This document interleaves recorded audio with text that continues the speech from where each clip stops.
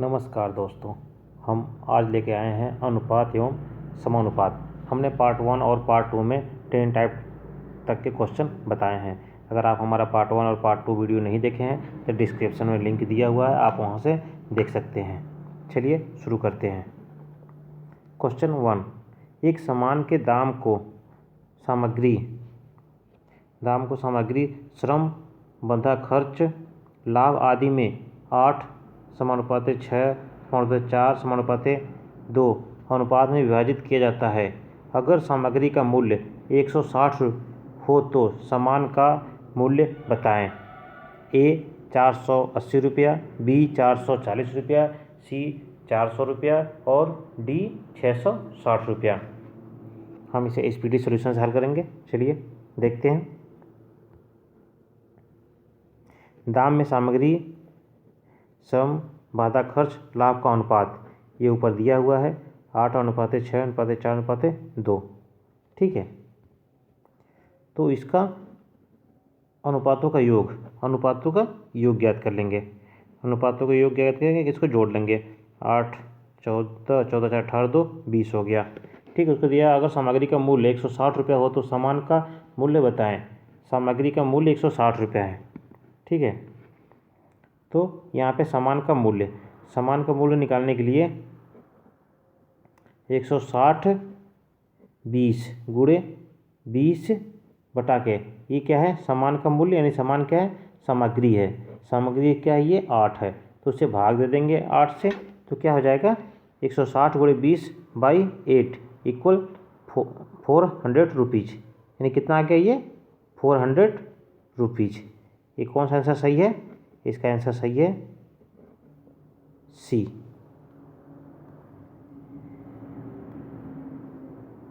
ये सी सही है। ओके,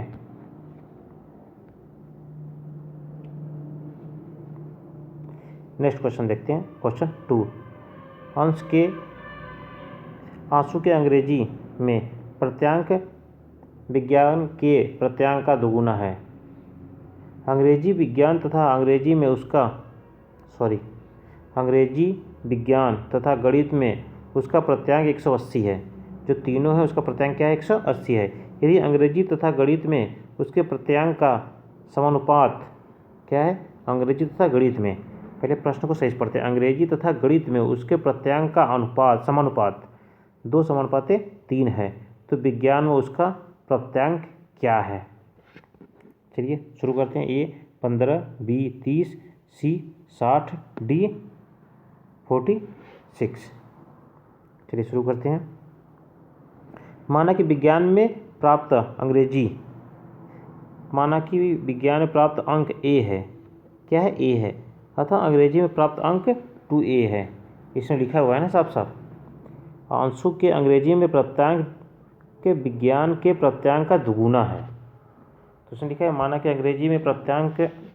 अंग्रेजी के जो विज्ञान का जो प्रत्यांक है ए हो गया, तो अंग्रेजी का प्रत्यांक क्या हो जाएगा 2a हो जाएगा, क्योंकि उसने बोला है कि विज्ञान के प्रत्यांक से अंग्रेजी के जो प्रत्यांक है विज्ञान के प्रत्यांक से दुगुना है। ये हो गया। तो यहाँ अंग्रेजी, और इसमें यहाँ दिया हुआ है ना अंग्रेजी तथा गणित में उसके प्रत्यांक का समानुपात 2:3 है, तो अंग्रेजी हो गया, गणित हो गया, 2:3 हो गया। और उसके बाद बोला क्या है, तो अब इसका क्या है गणित का प्रत्यांक निकालना होगा। गणित में प्रत्यांक, तो गणित का प्रत्यांक हो जाएगा 2/3 गुणे 2a। ठीक है, 2/3/2 गुणे 2a, तो जब 2 से 2 कट जाएगा तो क्या हो जाएगा 3a। यानी गणित में प्रत्यांक कितना हो गया 3a हो गया, और अंग्रेजी का प्रत्यांक 2a है और विज्ञान का प्रत्यांक a है।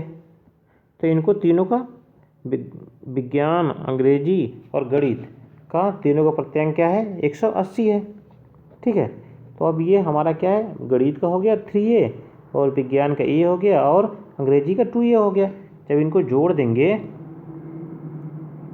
देखो a + 2a + 3a इक्वल 180, तो इसको जब जोड़ेंगे तो हो जाएगा 6a/180।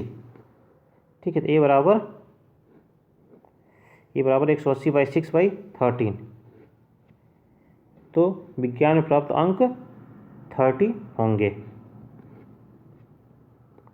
थर्ड क्वेश्चन देखते हैं। 1290 रुपये को ए, बी तथा सी के बीच इस प्रकार बांटा जाता है कि ए का भाग का 2/3 गुना है तथा बी का भाग सी के भाग का 7/4 गुना है, तो सी का भाग है ए 350 रुपया, बी 240 रुपया, सी 250 रुपया, डी 630 रुपया। इस पीडी सोल्यूशन करते हैं। चलिए देखते हैं।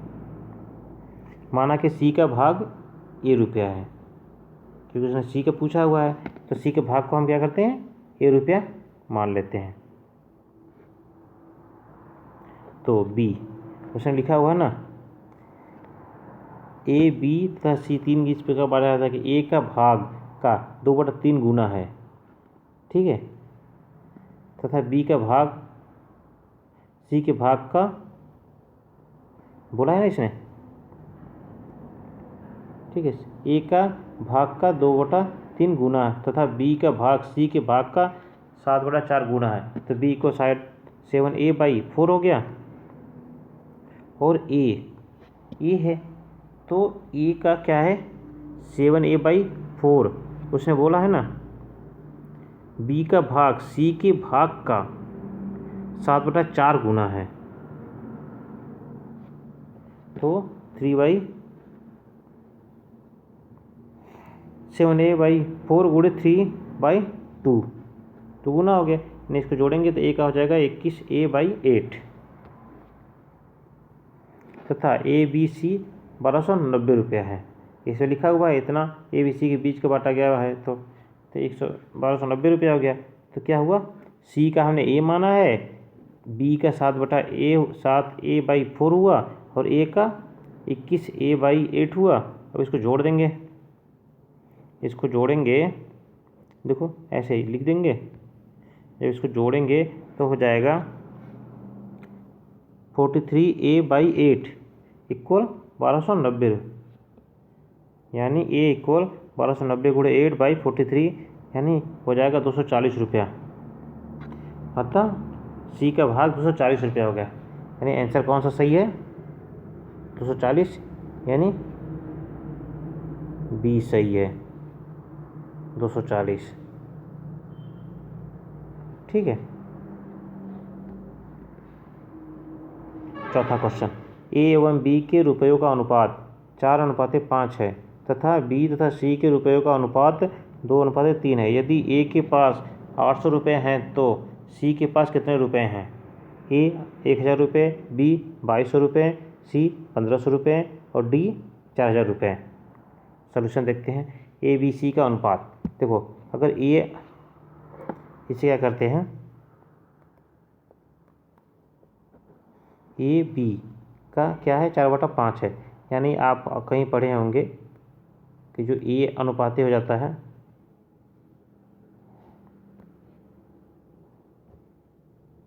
जो ए हुआ और बी, ए बी और बी सी, ठीक है। जैसे इसको ए बी बी सी, तो इसका क्या होता है, इसका ए में इसके हो जाता है, ये इसका गुणा हो जाता है और ये इसका गुणा हो जाता है, ऐसे लिखा जाता है, ठीक है। मतलब सेम यहाँ पर भी है, यानी कि ए बी क्या है 4-5 है और बी सी है, बी सी क्या है 2-3 है। मतलब सेम उसी फार्मूले पर इसको ऐसे यहाँ पे सॉल्व किया गया है, आप देख सकते हैं, ठीक है। ए बी का, ए बी में है जो, तो ए क्या हुआ 4 हो गया, बी क्या हुआ 2 हुआ, तो 4 गुणे 2 कर दिया सेमीकोलन। फिर देखो बी जो है, बी क्या है 5 है, जो देखो ये बी है, यानी इसका बी जो है ये 5 है, तो यहाँ 5 उतार दिया गया, ठीक है। तो अब ये फिर ये क्या है बी और सी, तो बी सी क्या 2 और 3 है, तो 2 और 3 को ब्रैकेट में कर दिया गया है, यानी जब इसको लिख देंगे तो ये शॉर्टकट तरीका है ऐसे लिखने का, ठीक है। और उसके बाद ये अनुपात हो गया, तीनों अनुपातों का योग कर लेंगे, 33 आ गया।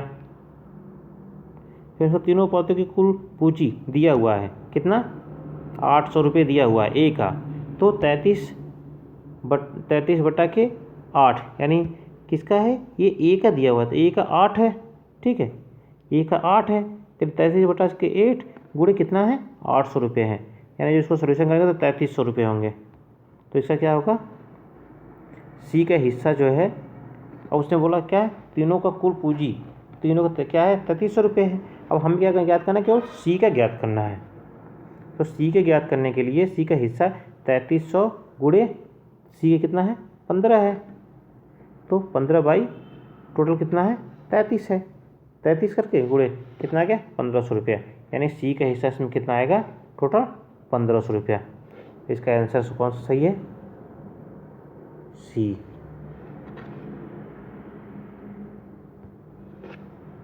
नेक्स्ट क्वेश्चन देखते हैं 5। सुरेश अपनी नौकरी की शुरुआत एक मासिक वेतन से करता है और हर वर्ष एक निश्चित वेतन वृद्धि प्राप्त करता है। यदि 4 वर्ष के बाद उसका वेतन 1200 रुपये और 11 वर्ष की सेवा के बाद 1550 रुपये था तो उसका शुरुआती वेतन कितना है। ये 1000 रुपये, बी 1100 रुपया, सी 1050 रुपया, डी 1150 रुपया। चलिए शुरू करते हैं। 11 वर्ष का वेतन, 11 वर्ष का वेतन इसका दिया हुआ है 1550 रुपया था, ठीक है, और तो 4 वर्ष का वेतन कितना हुआ 1200 रुपया, ठीक है। 11 वर्ष का वेतन कितना है 1550 रुपया, 4 वर्ष का वेतन है कितना है 1100 रुपया। तो सुरेश के 7 वर्ष में वेतन वृद्धि, 7 वर्ष में वेतन वृद्धि, ठीक है, 7 वर्ष में इसको घटा देंगे तो कितना हो जाएगा 350 रुपया। इतने रुपये का वेतन वृद्धि हुआ 7 वर्ष में, तो 1 वर्ष में कितना हो जाएगा, तो अब 350 में 7 का भाग दे देंगे तो 50 रुपये हो जाएगा, यानी 1 वर्ष में 50 रुपया हुआ। तो उसने यदि 4 वर्ष के बाद उसका वेतन इतना रुपया हुआ, अब उसने लिखा यदि 4 वर्ष में उसका वेतन कितना हुआ 1250 रुपया हुआ, तो 1 वर्ष में 50 रुपया है तो 4 वर्ष में कितना हो जाएगा 200 रुपये, यानी 1 वर्ष में 50 है तो 4 वर्ष में 200 रुपये हो जाएंगे। तो वो क्या करेगा कि सुरेश का आरंभिक वेतन जो प्रारंभिक वेतन है, यानी 4 साल में कितना बढ़ता है, 4 साल में बढ़ता है कितना 200 रुपया, तो 1200 में से 2 घटेगा कितना हो जाएगा 1000 रुपये। उसके क्या हुआ है, उसका प्रारंभिक वेतन कितना है 1000 रुपये है। Thanks for watching my video. अगर आपको वीडियो अच्छा लगा तो लाइक करें, शेयर करें, कमेंट करके बताएं अगर हमारा वीडियो आपको कैसा लगा। अगर आप हमारे चैनल पर नए हैं तो चैनल को सब्सक्राइब करना ना भूलें। मिलते हैं नेक्स्ट वीडियो में, तब तक के लिए धन्यवाद।